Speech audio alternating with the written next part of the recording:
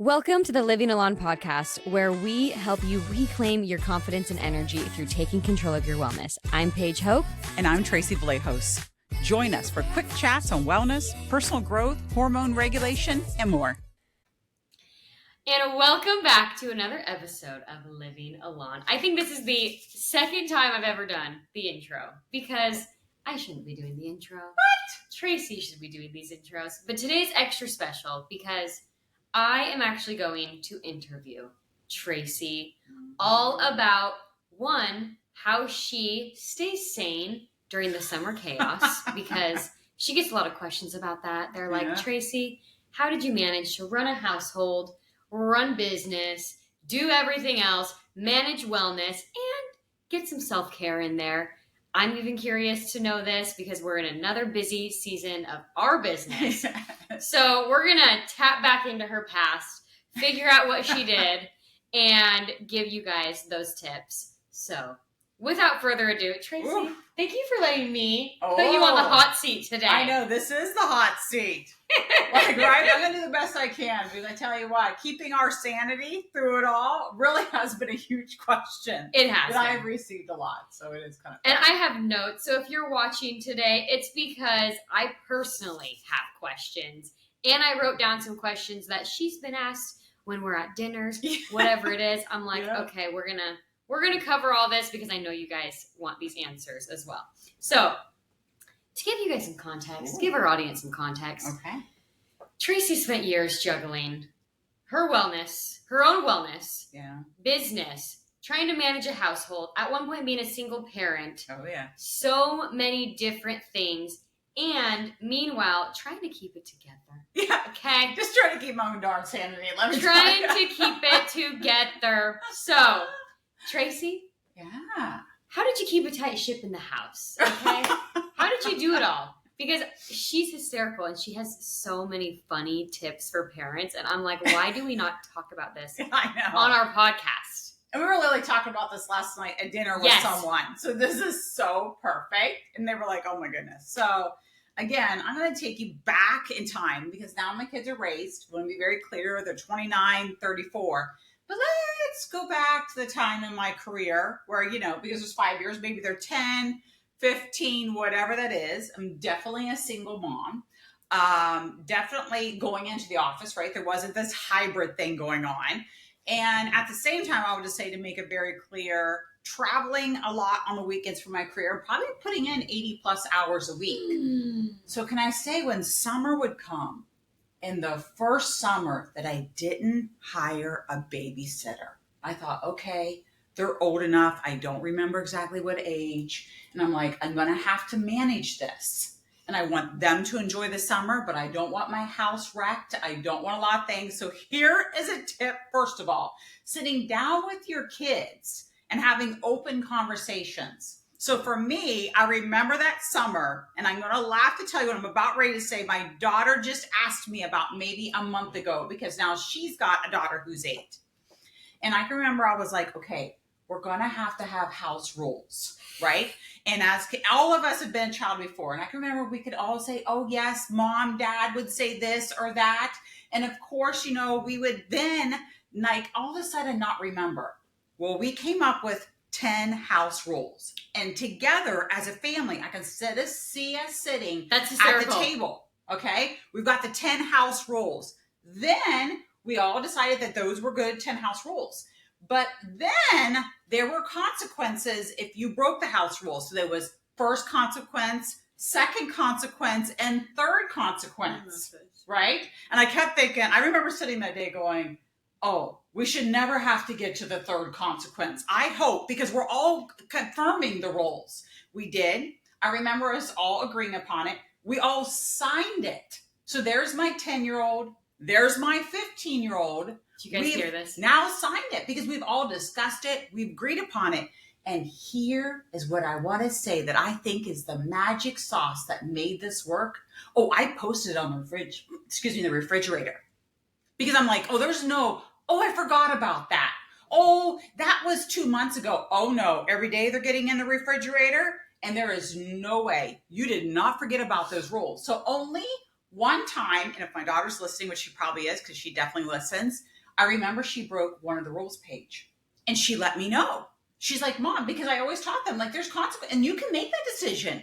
Like, you knew the first one. It was like, I can't remember if it was like her phone was taken away for 4 days, something like that.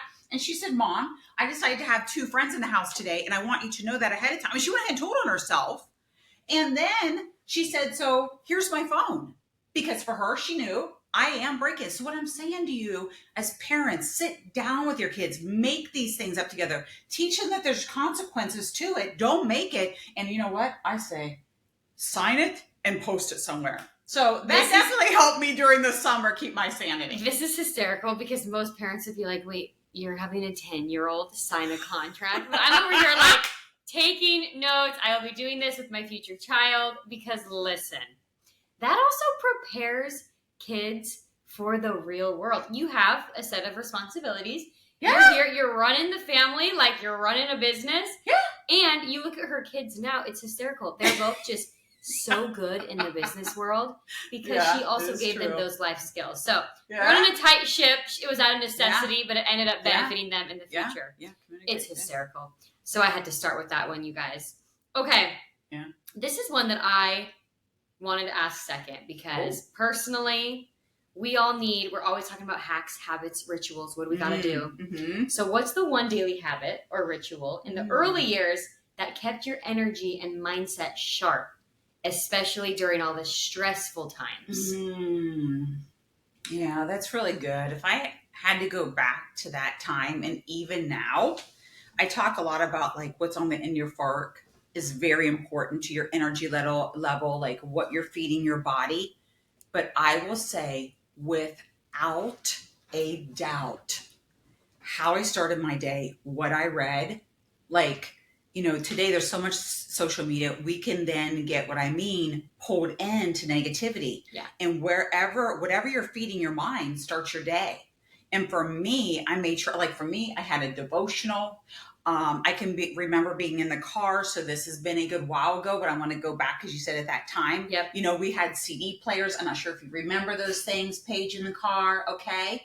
But I remember listening to them because I had a 30-minute drive on the way to work. So I was intentional. So here's the thing. You've got to be intentional. I knew that keeping my mind filled with thoughts, learning, and positivity, then it's like it feeds you from your brain and all in your cells. And it's then how I acted for the day. So if I fed my mind with chaos, craziness, you're reading things that weren't, that's how I would have reacted, my nervous system. Yeah. But because I constantly did that, then I truly believe. So put boundaries, be intentional. What are you listening to for the first 10 minutes? What are you watching on YouTube? I don't care what it is. If you need to block people, whatever, but you're in charge of what you're seeing and listening to, and you're worthy of it. And I mean, for me, I did not waver on it. I love that. I think that's something to ask yourselves too. Like, okay, when you're super busy, what is going on? Taking inventory. We always talk about that. Yes. Taking inventory of all the things, prioritizing them. And that's easier said than done. It is. And we get that. But you're going to have to ask, I'm just going to say this all the time, but let's say I went a few days without and I could see my nervous system, why was I a little off or why was I more snappier? I'm like, oh, Tracey, you've not done this. Well, then you get back on it. Hold yourself accountable, people. That's all it was. I love it. Tracey's always about being intentional. And when you just say that word, I had a friend who wrote a reminder in her calendar every couple hours. Be intentional. Walk in the room with intention, whatever it is. It's a quick reset to be like, all right. Oh, yeah. Be intentional, whatever that is. And that was her word for the year. And I love that. Which we've talked about picking a word for the year. And we got to come back to that at some point. But we do. So this one's fun.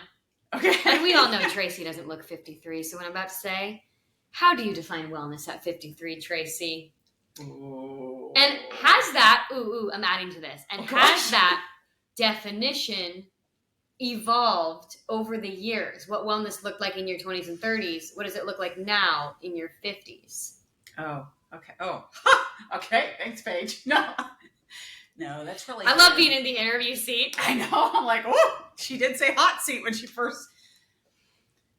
It's funny because keeping my energy level up, keeping my mindset up because of my career, and just for myself, just loving myself in general, and wanting to be there for my 2 children the best I could in different things. Over the years, I always paid really close attention, like what was on the end of my fork? What was I fueling my body? Was it giving energy? Was it zapping my energy? Right? Was it creating inflammation? Meaning, it'd make me lethargic, tired, it would make me achy, and so forth. And so I was really about that. But I will say at 53, okay, and I really cared. Now, what I'm about ready to say, so just take it, I'm not sure if I want to say it with a grain of salt. Like, I really, before, it was like about the looks, right? When you're younger, oh my goodness, everything was definitely about that. At 53, I still want to be my best self. But I will tell you, wellness today is about giving yourself grace.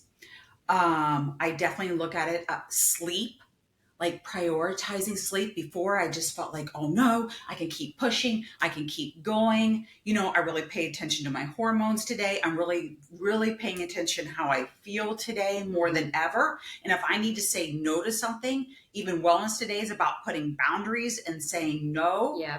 That I give myself grace to do that.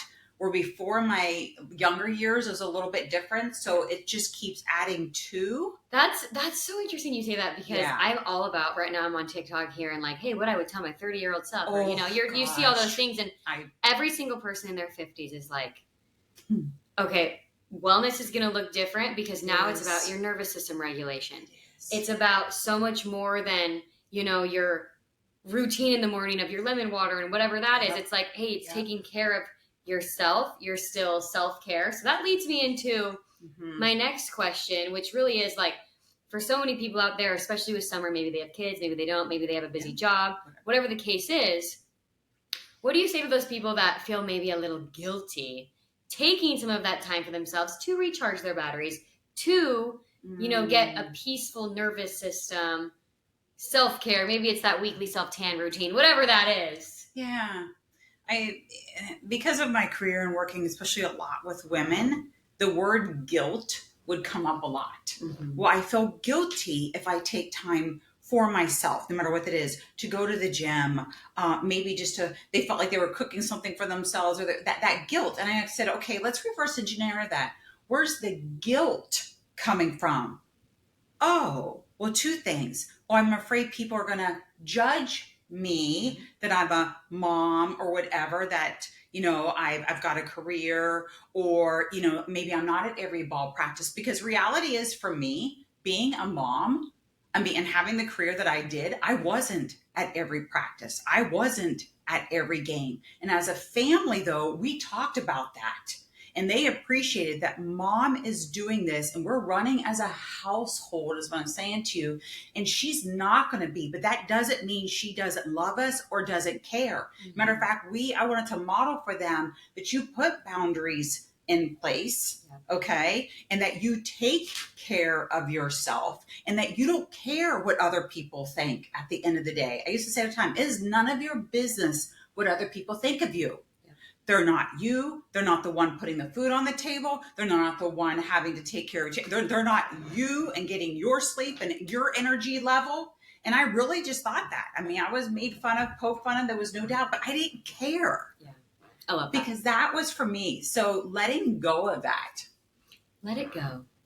As Frozen would say. Yes. I love Mel Robbins today and her theory of let them. Yeah. And that was always me. Like, really, what they're going to think it? They've got their own problem. Tomorrow morning, they're going to get up, and now you've let something you thought somebody said now control the rest of your life. And they didn't even thought about it the next day. They got their own flipping life. Yeah. Like, let's get real. I'm like, no, this is mine. It is true. So looking back then, what did you do well, and what could you have done better? So we kind of see, from my eyes, what you did really well was communication as a family. You're like, I love you guys. This is what we're doing. We're going to rally. Like, we've got, we've got to do some things, and maybe our household looks different than other people's. Yeah, definitely did. Where do you feel like you did really well, and where did you feel like you could have done better? Yeah, because it's always going to be. There's not one single person on earth. I'm going to just tell you that, whether you're a parent or not a parent or whatever. And it's just a great question. And I think we just learn from others. And I think what you said was doing well was definitely communicating. I mean, that was huge. As a family, we ran it together as a family. We divided, we conquered. Like, we had team meetings, which sound crazy, and we put our hands and go 1, 2, 3. Here's how we're going to do it. Get the meals. I mean, you are a team. That is a family. Are a team. And I taught them that, and what partnership looked like. But what I could have done better, and gosh, I really feel like it should be another episode, was even still putting more boundaries in my life to say no to things. So I could have, and meaning work-wise even, is that because still, and I've learned these things, that's why I speak about it, is putting boundaries in place, saying no to things because I was afraid I wasn't going to do a good enough job. Like, oh, I need to go the extra mile. Oh, I'm a young woman, a young executive in this career with a lot of men and so forth.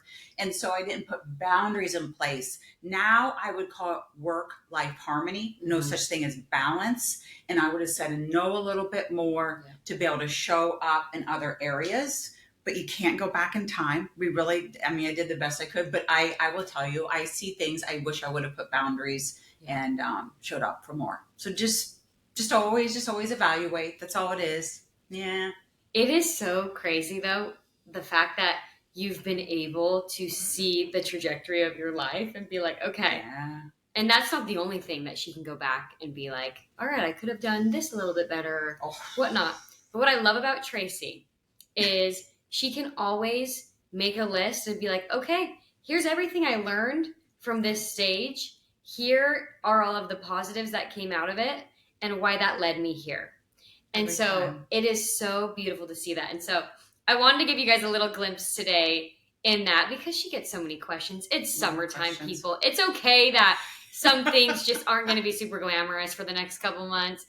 I for one need to enjoy the outdoors a little bit more this summer because we are also in a busy season and I love it and it's beautiful and it's a season I'll never get back, which is why I'm also immersing myself in it. Yeah. But then, as Tracey says, don't forget to look up. Whether you're working really hard or whether you're busy being a mom, whatever it is, don't forget to smell the roses, look up every once in a while, and do that weekly self-tan routine. I'm going to do a quick plug for the month of July. So we have a lot of fun stuff going on. Yeah. Free brush, depending on when this is actually posted. Yeah. So I apologize. Tracey runs our podcast, so I'm like, I don't know when this is going live. But we do have our brush. Anytime you buy a face tanning spray, whether it's a bundle, standalone, you do get the brush for free until, Tracey, what day? That is until July 6th. That is until July 6th. If you happen to listen to this after July 6th, though, I'm looking at her, I already know. Oh, yep. The next one we are doing a really fun summer campaign. Please go check out all of our socials here after July 6th because we are doing full nostalgia, education series, everything you can imagine. And of course, for our podcast community, 15% off. Entire site-wide. We actually don't do this very often, but because of what we're doing as a company, there's a lot of fun moving pieces. So be watching for that. Yes. And if you guys want me to interview Tracey on anything else, because she is a very fascinating woman, I got to work on my interviewing skills though, so we'll work on that. Just keeping it real with y'all. But thank you guys so much for tuning in and being part of this growing community. Because it's not just about, the products and beauty. Wellness is holistic. Very much. It's even talking about what Tracey's talking about, which is making your kids sign contracts and, running a tight ship at home. Running a tight ship at home. That's right. Thank you guys. And until next time, we love you all.